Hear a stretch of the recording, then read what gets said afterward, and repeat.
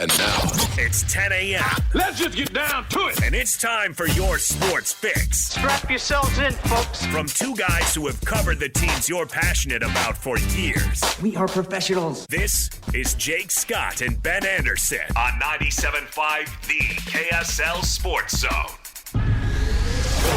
It's a Friday, and we're talking football non-stop. All football, all the time. This is another edition of Football Friday with Jake Scott and Ben Anderson on 97.5 The KSL Sports Zone.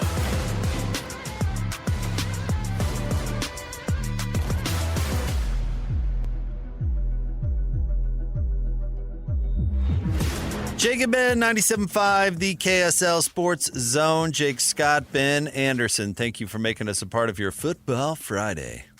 What's going on over there, Ben? How are you? Doing well. How are you?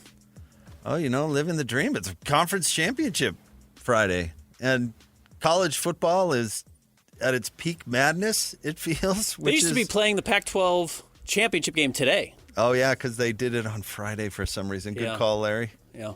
They thought, let's get out ahead of this. We're the lesser conference, even though we may not be. But let's make sure everyone feels that way. That was what do they? When is MACtion? Is it Wednesday nights? Is it the MAC starts playing the second half of the season? Whatever it is, it's like when you play on a non-traditional day, everyone thinks you're non-traditional, and I'm not sure that actually helps you until it becomes profitable, and then the haves just take it over. Yeah. Like Thursday night football. They're like, oh, you're playing on Thursday night? Christmas Day football? Like, no. The Mountain West and others kind of built Thursday night football, really. And then everybody's like, oh, look at this lucrative time window. People will watch it on Thursdays. Let's go ahead and start playing there. But thus is the greed and horribleness of college football. And we got to talk about certain aspects. I don't know if we need to lead with it. Well, we could lead with something from it. But if you did not hear Tim Brando with DJ and PK about 30 minutes ago, he was so good. Like, it was so good. He came on spitting fire. I asked Hatch, because Tim was supposed to come on Wednesday, and it didn't happen for whatever reason, which happens, of course. I wonder if Tim felt bad for the miscommunication. It was something minor, Yeah. And was like, okay, well, I'm going to come in and tell you exactly how it is in college football. It was so good. And we've got to get into his thoughts on the college football playoff organization. And he used the word corrupt several times, which I'm telling you, it was spicy. Yeah. It was spicy, Ben, if you didn't get a chance to hear it. But he did give brief thoughts, and it was at the very end on why he was optimistic about BYU tomorrow. He didn't say I'm picking BYU. Okay. But he said, I'm optimistic about BYU beating Texas Tech. First reason he said, and he made a joke about the all-state playoff predictor being 99% for Texas Tech, win or lose. Mm-hmm. So maybe Texas Tech is not coming out Guns a-blazing, so to speak, because there is a tomorrow for Texas Tech if they lose. So that was one thing. And then the second thing he said, Bear Bachmeier needs to throw on first and second down to loosen up the defense and then run LJ Martin. And I thought, God, I love Tim Brando. Yeah. But those two things I think are relevant for tomorrow's game. And by the way, if we're going to talk about time windows and that sort of thing on championship Saturday, being right out of the gate's pretty good, I think. I love it. Makes my day a lot easier. I mean, from a practicality standpoint, you get the rest of the day to yourself. If you want to sit around and watch college football all day, you certainly can. But if you want to be glued to the TV and watch BYU, it's awesome. Start the morning, 10 a.m., go get donuts or something for breakfast, and come home, the game's going. And, I mean, hopefully if you want to talk about national narrative and that sort of thing, you get a really spectacular game. The other games later on are huge duds because those teams don't have anything to play for either. And so you come out with a W. You come out with people talking Big 12. You hope it's not the opposite of that, where BYU puts up a stinker and is totally forgotten about by the end of the day. And then because you get other great games, Indiana, Ohio State, or Georgia, Alabama. Is it Georgia, Alabama? Is that the matchup? Yep. That Those erase every memory of BYU as a football team in the 2025 football season. Listen, I'm no playoff, or I'm no predictor. Let me put it that way. There's no way BYU has a stinker. I don't. They may lose, but it's not going to be a stinker. Why not? Because they're a really good team who's getting a second bite of an apple, which gives you a different opportunity to game plan, and they are going to be super motivated to steal a Ben Anderson-ism. It's a must-win football game for them. It's a desperate team who's going to be playing their brains out because there's no tomorrow against a team that maybe doesn't feel that way. Now, maybe they do. But Ute fans walk around crowing about the Sugar Bowl, and you should. Alabama had no interest in that football game. Utah was playing for everything. Mm-hmm.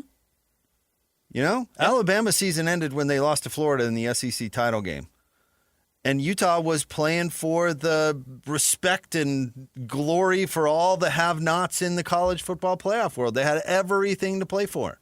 So that stuff is a factor. It is. Now, eventually, you point at the scoreboard and you say, well, Utah was better than Alabama that day, and that was certainly true. But all the people who want to make excuses for Alabama have a point. The Crimson Tide didn't necessarily want to be there. So if Texas Tech shows up and thinks like, okay, well, we're going to give it our best, but, we know we're still getting in. Well, that's the thing. BYU will not show up like that. Like that? I mean, again, I'm no predictor, but I don't You seem to be predicting. I mean, that's what we're doing. We're having discussions. I don't see BYU having a stinker. I don't think so. I think they're a better team than that, who will have a better game plan and certainly be motivated enough to win the game. The danger about turning Bear into a drop-back passer is you do unleash the violent passing attack and pass rushing attack of Texas Tech, which might be the entire strength of their team. Now, their ability to just stop the run is really their major strength. But their ability to tee off on you is a huge plus. I mean, that's why this defense, this is crazy. Do you know how many points their defense has allowed over the last 5 weeks? 5 weeks. 36 points. They've had 2 shutouts in that stretch. I mean, this defense is as good as anybody in the country. And that's the problem of what BYU is going up against. So while, yes, they tried to run L.J. Martin to start the game, and he had the bad shoulder last year, and it just, they had a couple of big runs early, I should say big, 10, 12 yards. It just slowly started to fall apart. I actually think where BYU can win this game is with their own defense. I think BYU's defense has to step up here and play very well and get after Baron Morton and find a way to stop Cameron Dickey, because Cameron Dickey was, 120-plus yards that he had in this first game is not the greatest rushing attack we've ever seen. I mean, we watched what happened with Utah and Kansas State just 2 weeks ago. But if Dickey's able to move the ball consistently on the ground and that collapses BYU's defense, and then Baron Morton's not worried about Jack Kelly, then I think your life gets a lot easier if you're Texas Tech. So as much as we've been talking about what BYU needs to do to loosen up Texas Tech, I think Texas Tech's going to be willing to go back to their run game. And if BYU can't stop that, which they couldn't in this first matchup, at least not effectively when it mattered, I think Texas Tech, again, is going to look like the dominant team here. I'm not sure Texas Tech has to, quote, get up for the game.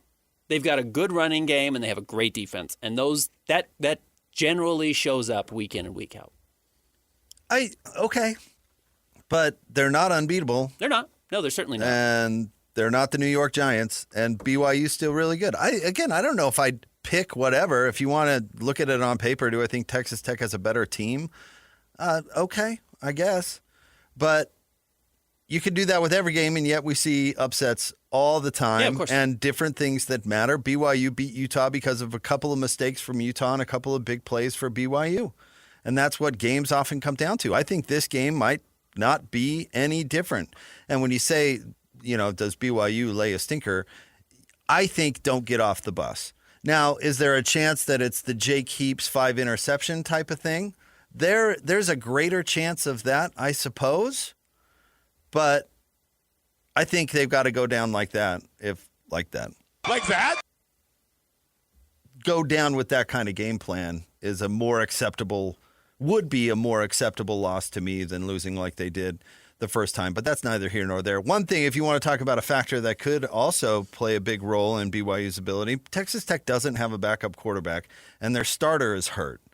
So And BYU can get to it. If you want to say, how much do you really want to win this game to Texas Tech, and they know they're already in, well, if the quarterback is beat up after the first quarter, how much do they really want to win because they don't have another option? And he was in the first game. I mean, all these factors can come into, well, you might as well tune in and watch because it's not an automatic Texas Tech victory. I think it's far from it. BYU had 4 sacks in the first game. I think they all came in the first quarter. And then that's when Texas Tech started running the ball and had all the success. But, BYU absolutely has a dangerous pass rush. They can get to him. Terrible way to look at it, but if he's limping in the first quarter, it's probably a pretty good sign.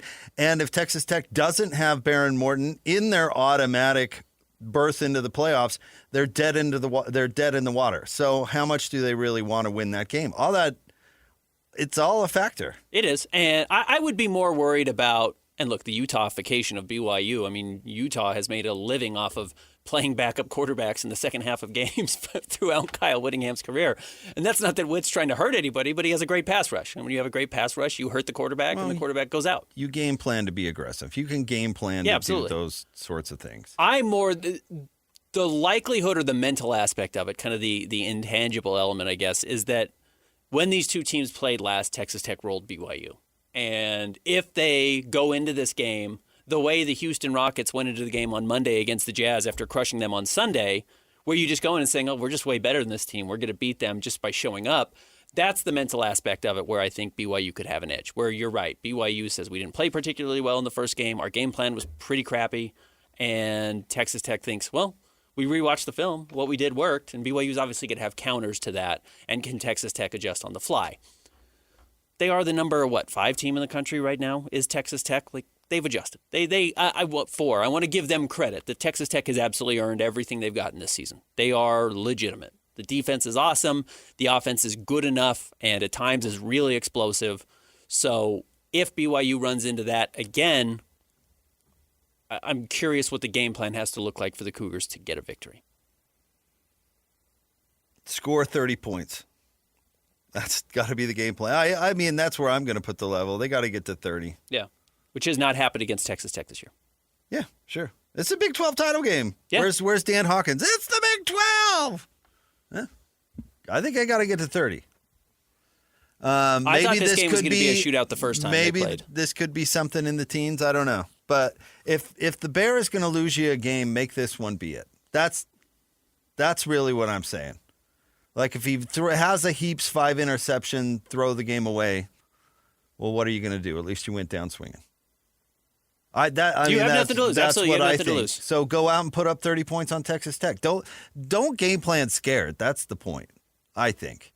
But to bring it full circle, I think there's a 0% chance BYU doesn't get off the bus. They're going to show up. I mean, they showed up in the first game. Honestly, it was 19-0, which is a blowout, but it was a 2-possession game through the first 2.5 quarters of this game. Yeah, BYU's going to play hard. Yeah, they will. They have all season. So I don't think it will be one of those. I don't think it'll be a snoozer. I don't. I think it'll be close. One thing BYU can't do, which they have done too often this year, is fall behind early. Because that's where Texas Tech will just continue to strangle the life out of you. And they started really slowly against Central Florida, and they were down 14-0, and it was 17-14 at halftime. It's just BYU has to come out firing, and they have to play better than that.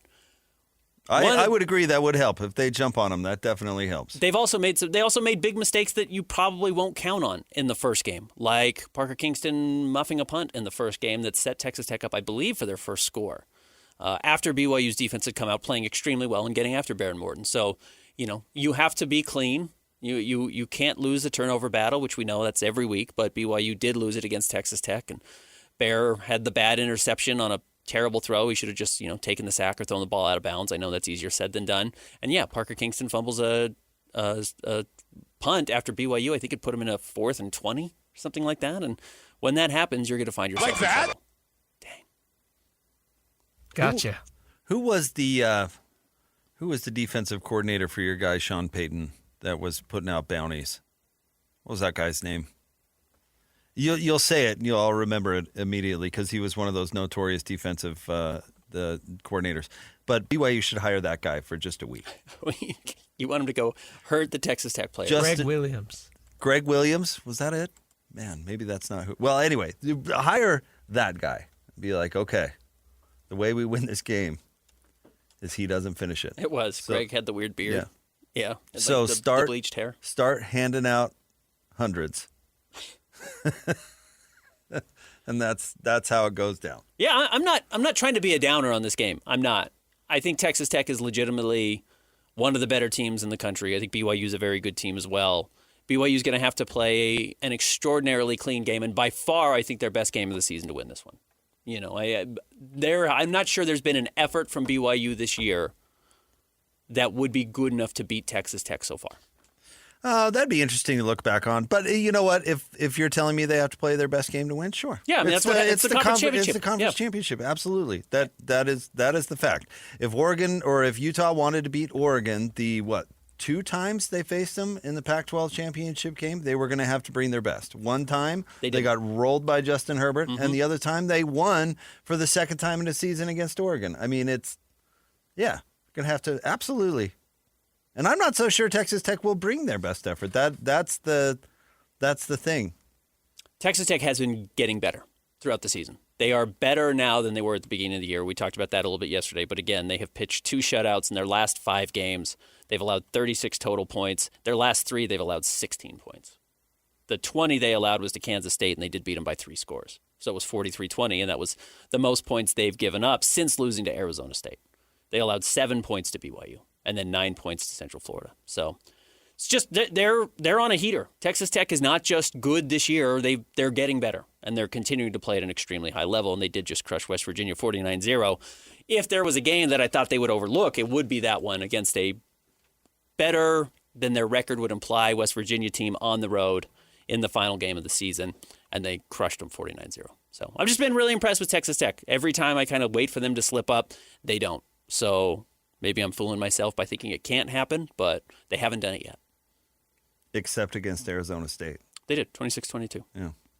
All right, we've got the top 3 stories of the day at KSLSports.com. Coming up next, it is the Jacob Ed Show, 97.5, the KSL Sports Zone. It's time to break down the biggest stories of the day. This is the top 3 stories of the day on KSLSports.com. 97.5, the KSL Sports Zone. Jacob Ben, 97.5, the KSL Sports Zone. It is time for the top 3 stories of the day at KSLSports.com, brought to you by J. Brooks Jewelers. Cherish your love with J. Brooks Jewelers. Explore their expertly crafted engagement rings made from the finest materials. J. Brooks Jewelers. Where do you want to start today, Christian? Well, of course, the biggest story. Wake up, guys. We've got the Big 12 championship tomorrow. You wake up. You've got to do the broadcast Christian, starting the Go day. to bed now. Are you going to be with both Alexes? Yeah. Alex Carey, Alex Napolis. You going to do 2 hours right up until kick? Yep. That's convenient. 8 a.m. right up to kickoff. Get you ready, and then we'll do the post-game show right after. I'm going to be curious if BYU does come out throwing the ball, because I do think that's what everybody has said. As you mentioned, it's what Brando said. I think if you watch the film, you wonder why they weren't doing that more. And I kind of wonder if you zag when everyone thinks you're going to zig, or zig when everyone thinks you're going to zag. I wonder if you come out and you do say, this is our identity. We're a good running team, and Bear can throw the ball, and you have a very talented receiver core. You also can't put yourself in a spot where, you make a big mistake early, which Texas Tech is going to try and force you into by, if Bear is dropping back and they get a good pass rush, hit you while you're throwing the ball, or Bear does make a mistake, which he has been prone to, especially on the road this season, is that Texas Tech's chance? And I wonder if they do just say, hey, we think our defense can put us in advantageous spots. We cut out some of the mistakes, and we keep going with our strength. And again, their strength over the last 3 weeks has been L.J. Martin. Ben, it's that kind of thinking that gets you Pickett's charge, honestly. Logic needs to apply here. And running against this Texas Tech team just ain't going to happen. It's just not without some sort of... why did Utah lose to Texas Tech? Couldn't throw the ball. Why did BYU lose to Texas Tech? Didn't throw the ball, or couldn't, whatever you want to say. There's a little bit of both mixed in there. You could probably say the same things about the Utah game, didn't or couldn't. Okay. You've got to figure out a way to be effective and score points. Yeah. Got to figure out a way to get to 30. And you've got to take advantage of where the other opponent is not as strong. Sun Tzu, Ben, Art of War. Mm-hmm. So If they do that, I don't think that will be successful. It's the most passing yards. They've given up one game over 300 yards. That was the loss to Arizona State. So you look at a formula. How do you beat them? You throw for 300 yards. They're 0-1 when they've allowed 300 yards this year. They're 10-0 when they've allowed 282 or fewer, 281 or fewer. So, yeah, you have to move the ball through the air if you feel like you can. The one thing I do go back to in these situations is, these coordinators that are going up against Texas Tech aren't dumb. They know that. They recognize that throwing for 300 yards is a good way to get there, is a good way to beat them. They couldn't figure out how to do it. Yeah, either. but that comes down to, are they equipped to do it? Yeah, and they might not be. And that's a different story too. Again, no defense. There has been no perfect college football defense outside of the '99 Virginia Tech Hokies. Mm-hmm. That was the perfect defense. That team was number one in defense and offense. I believe the only time in college football history. No big deal, man.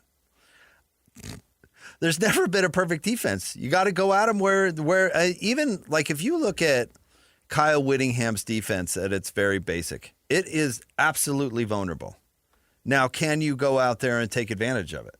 Like he's going to leave corners on an island, and that allows him to do all sorts of things like stop the run and stack up pressures, and he's daring you to beat his all-conference corners. But if you beat the all-conference corners, what happens? Yeah, they're in trouble. They're in trouble. And so Whit would run into trouble in random games when in the Mountain West in the mid-aughts, like New Mexico had Hank Baskett. You remember that guy? Ended up dating one of the Hugh Hefner's girlfriends. Uh-huh. But every time they faced Luke Falk. But anyway, they'd struggle Washington State. They'd struggle randomly with these receivers that would just light them up because all of a sudden it was a lot more difficult to guard them on an island. That's why Witt's defense being carved up by the run is so bizarre these last couple of games or whatever. But because that's not really where they're vulnerable. But you can't tell me that Texas Tech isn't vulnerable to something. And if Arizona State did prove it, it's that you need a playmaker I almost said throw game. God, I hate that so much. In the pass game to crack it open. If not, you're going to lose because they're good. Well, you've been telling us that they're really good. They're good. Yeah, I got it. But they're not perfect. And they did lose. And how did they lose? And is BYU capable of doing that? They beat BYU and they beat Utah, and those are the two other best teams in the Big 12. It is of note that they didn't play either Arizona or TCU, who are probably the next two best teams. And can throw. So while they have not given up big passing games traditionally, they also haven't played the best passing quarterbacks in the league. And Bear did throw for 188, not super impressive, and that game was very tough for the Cougars, but Arizona State, who probably is the next best team they faced, did throw for 300 yards. And Utah can't throw the ball. So if Utah could throw the ball, they beat Texas Tech. Yeah. Hey, if they connect that one pass that gets called back for illegal man downfield, like you might beat Texas Tech because all of a sudden you have a lead and you can just slow the ball down. But the rest of the game. crashing into their line over and over again trying to run isn't going to work. It's really hard to do. It's not going to work. Yeah. So I think that's what BYU should do. We've seen a lot of what we think they should do with offensive coordinators historically, and I'm not just saying at BYU, and it not come to fruition because, either they scare themselves or they recognize why other teams haven't been able to have success through the air either. And then on the other side of the ball, this I've decided this is totally my number one game plan. Do you remember in, I guess it was Knocked Up, where they were talking to Katherine Heigl about losing weight, but they can't say you need to lose weight. And he was like, you just need to tighten. Mm-hmm. Just tighten. Mm-hmm. If I had to say to the BYU's pass rushers or defensive players in general, land heavy. Yeah.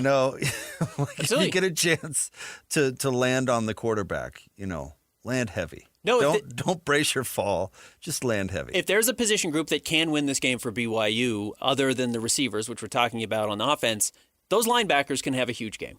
Those linebackers getting to Barrett Morton and slowing him down and keeping him uncomfortable will be a huge plus for BYU. What's next? Number 2. Today is Friday, December 5th, which means today is the deadline for Kyle Whittingham to give Utah his decision to return or not. Have we seen anything? Bartle me this. Has Kyle Whittingham retired? I have not seen anything yet. We haven't seen a Bartle bomb out there? 11:05. Steve Bartle. Okay. We'll talk to Steve at 11:05, see what the latest is. And again, what was the reason why? What did this coordinate with? It's built into his contract, I believe. It's just a deadline. Just an ambivalent, worthless deadline that if he says, I need another weekend, Utah will say, oh, yeah, sure. You've been here for 20 plus years. Yeah, we'll give you another weekend. I don't think this has anything to do with anything. Oh, we have a little breaking news. Go ahead, Christian. Just announced by On3, Penn State has their head coach, and it is relevant to the Big 12 Conference. They are hiring Iowa State's Matt Campbell. This news broke last night that they were in serious talks with Matt Campbell, and he'd shown interest, and that's where their pivot was post Kalani Sitake. Matt Campbell's a really good coach. I've obviously teased him a lot on this show for what he can't do, but he does win 8 games every year in a much harder place to win than Penn State. Well, Iowa State's going to the bottom of the league. That's going to happen. I'll be really curious where they go.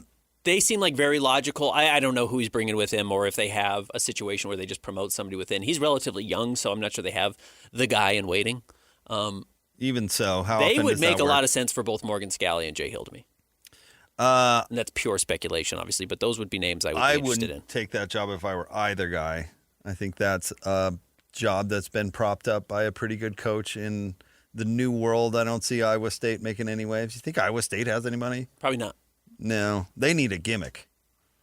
They need They've had a gimmick. And you know what? Matt Campbell was kind of a gimmick. Yeah, they're a gimmick. His defense scratch it out kind of style was 27-24 was kind every of game. gimmicky. So they need to find another gimmick. I'm curious with how this whole Coach Witt thing is playing out. I mean, I guess the hard thing is don't predict things way down the road where you have no idea how you're going to feel at that moment in time. For example, remember when Urban Meyer told the whole Utah team on his way out the door that he wasn't going to coach for another, how did he put it, Kyle? Or you've heard this story a bunch of times. He said, like, I'm not going to coach till I'm 50. I'd be dead or something like that. You know, I'm going to take this money because I can't coach forever. And then it comes right down to it, and it's like, oh, yeah, well, maybe I will coach another 20 years. Yep. You know, because you get to it, and you don't know how you'll feel, and you don't know. I'm sure Coach Witt thinks, like, I feel great. I'm doing great. I'm in a good groove. The program's in a good spot. All these things. Because it's tough to let stuff go. I mean, I kind of might make fun of that stuff on this show sometimes, but it's really true. Hyman Roth thinks he's going to live forever. I mean, that's everybody. Yeah, term limits or whatever you run on. Yeah, thinking I can't imagine being that old and doing it. And you realize your body doesn't change. I mean, your body changes, but your mind probably doesn't change as much as you think it's going to. And yeah, it's hard to step out of the spotlight. I worked with a guy at Sears. His name was Harold. He was an old engineer, and he was slinging hand tools. Lloyd probably remembers him. He was like in his mid to late 60s or whatever. I was like, Harold, what are you doing working at Sears? Aren't you retired? And he's like, oh, yeah, I'm retired. You running out of dough? Everything okay? Oh, everything's great. Just like tools, looking for something to do. Like, I feel great. I'm not in the, the I want to lie at home and do nothing phase of my life. Yep. So I'm going to go interact with people and sell hand tools because it's something I enjoy, believe it or not, or and you get to keep better myself at it. occupied. You know, you just never know. And I know Coach Witt's father passed away in his mid 60s, and I'm sure that had a real impact on Coach Witt. How could it not? But that's not you. You know? Absolutely. That's not you necessarily. So I get why he would be torn. But the problem is you can't hold the football program hostage. You know? The hostage implication, though, is that they can't move up or move forward. Like, Witt's still the best guy for the job. Yeah, you would think so. Well, I mean, he's had a great year. You Sure. win 10 games this year. I mean, You've he's had got a great year. Quarterback coming back. You've got an offensive coordinator who looks like he has an idea of what he's doing. You just had a hell of a recruiting class. But- Utah's in an awesome spot But right now. you have told someone else that they're also the best man for the job. And there is the transition of players are, in theory, going to be there longer than just a year or 2 years. So you have to have that. I mean, part of the coach in waiting thing is you hope that the transition isn't an abrupt one and that you can keep continuity in the whole thing. But you can't just keep it that way forever. I mean, I guess you can. But I don't know. I'm sympathetic to Kyle Whittingham, the person, but he's He's got a lot of people's lives in his hands. I'm serious. He's got a lot of people's lives and futures riding on what he wants to do. I am sympathetic to Kyle the person because he's a human being and he deserves that. But I'm not sympathetic to Utah feeling like they need to. If they feel like they need to get rid of Whit, they're up in the night. I don't think they Whit rules.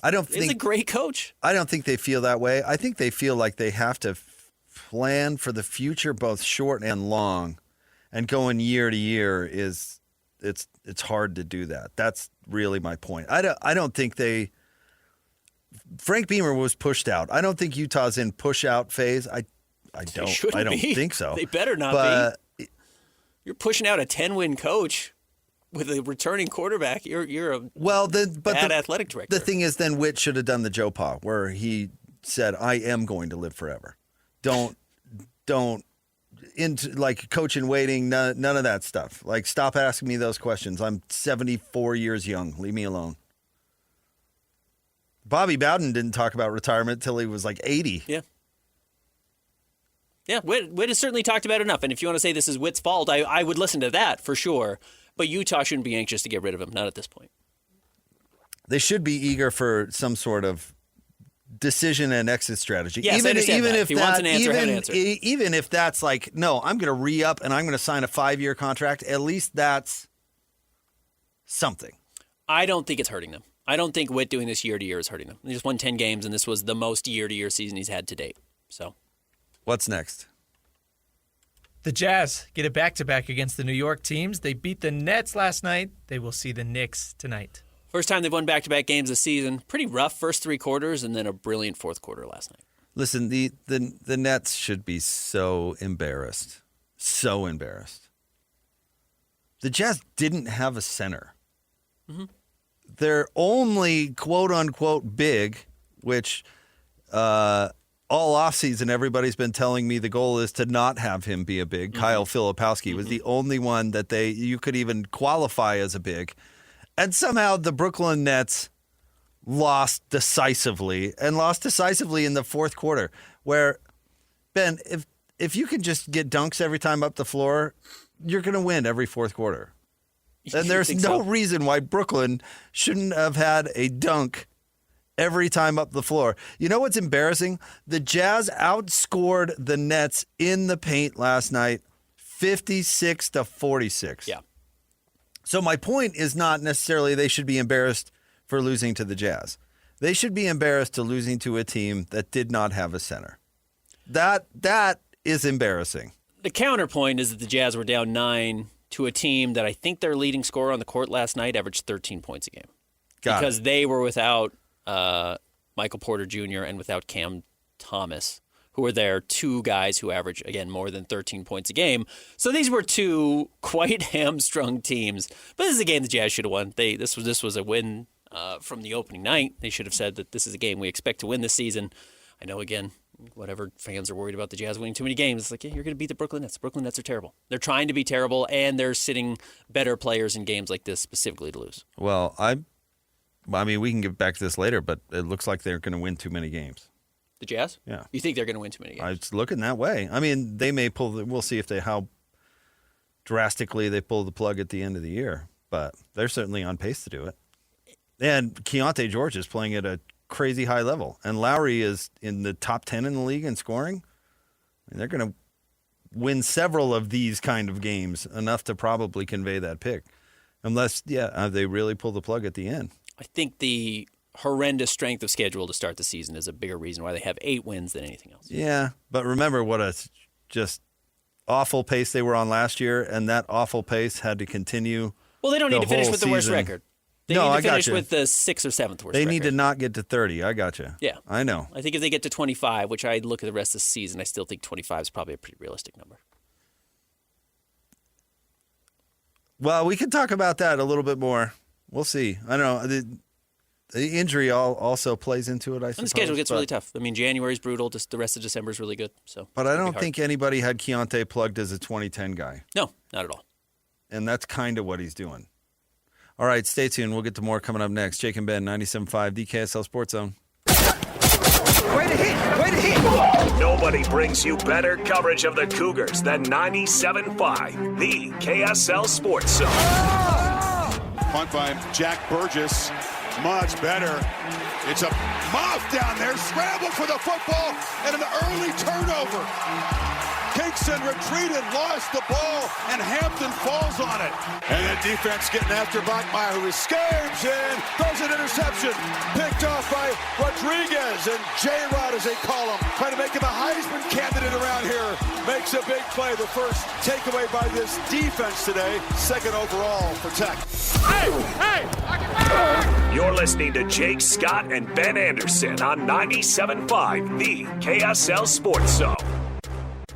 Jake and Ben, 97.5, the KSL Sports Zone. I want to remind you about our friends at Miki Couture. Get the best blankets and gifts ever. Save 50% this season with promo code ZONE50. Shop online at MikiCouture.com or visit any of their 6 Miki locations.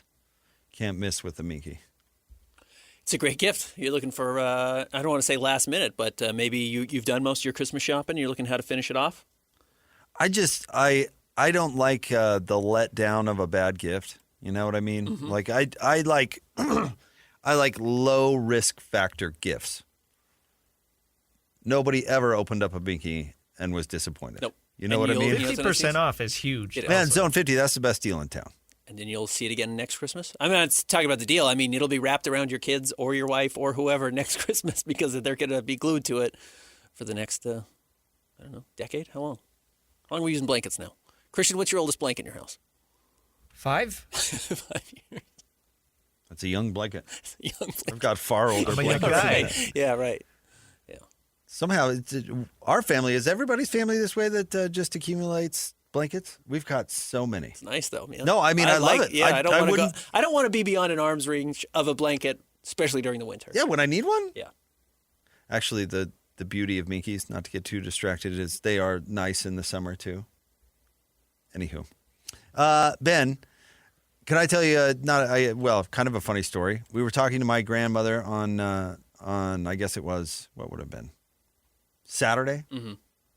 And she lives on the East Coast, and she's a sports fan. And she goes, how did Duke get into the ACC Championship? And I said, Nana, you must be wrong. There's no way. I've been looking at it all week. There's no way that Duke got into the championship game. Hold on. Give me a second, because I've been traveling. Well, I'll be darned. Sure enough. Sure enough. Duke UVA is the ACC Championship, which is what a league. What a league. I owe the Big 12 some apologies because I had said the Big 12 is closer to the ACC than it is the SEC and the Big 10, which still may be true, but my goodness, Duke UVA is your conference championship game. It's an absolute disgrace. That is a stinker. real humdinger. Now, if Duke wins, and by the way, the conference commissioner better be poisoning Duke's water right now. I mean, he better be. But you're poisoning it for Virginia. I didn't say what I would be doing. I'd be poisoning both locker rooms. I'm talking about the ACC commissioner. I mean, it is so worst case scenario for the ACC if Duke wins. So bad. Because if Duke wins, then 2 G5 conference champions are getting into the playoff, and the ACC is getting left out of the playoff. 8-5 is what Duke would be with a win here. And yes, you're right. Well, I think because they change the rules every year in college football, and the playoff is different every time you open your eyes.